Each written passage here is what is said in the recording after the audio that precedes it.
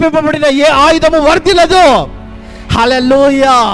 నా యేసయ్య నా కలువరి శిలువలో చేసిన కార్యము ద్వారా దీన్ని మనం ఒప్పుకోవాలి. కప్పి పెట్టింది వేరే, ఏదైనా దీన్ని మూసి పెడతాం అనుకోండి, మళ్ళీ ఏదైనా గాలి వచ్చి ఏదైనా తెరుచుకుంటుంది, మళ్ళీ కొంచెం కొంచెం కనబడుతుంది, అయ్యో ఉందే అనిపిస్తుంది. పూర్తిగా కొట్టేసినాం అనుకోండి, లేనే లేదు, అది అక్కడ తీసేసినాం, ఇంకేది కనపడదు. నా యేసయ్య అదే చేశాడు. బాబు అని రాసి ఎంతమంది ఎన్ని పేర్లు రాసినా నా యేసయ్య ఆ పేర్లనన్నిటిని, నా పక్కన బాబు పక్కన నా పేర్లన్నిటిని తన రక్తంతో కొట్టివేసి తన హస్తముతో నీతిమంతుడు అని రాశాడు. దాన్ని ఎవరు మార్చలేరు, దాన్ని ఎవరు మార్చలేరు. మన మన మన స్థితిని దేవుడు నిర్ణయించాడు, దాన్ని ఎవరు మార్చలేరు. మనం ఆశీర్వదించబడ్డామో, నువ్వు దీవించబడ్డావో లేరా? హల్లెలూయా. గట్టిగా హల్లెలూయా చెప్దామా?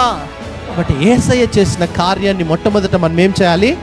ఒప్పుకోవాలి. దాని తర్వాత మనం రెండవది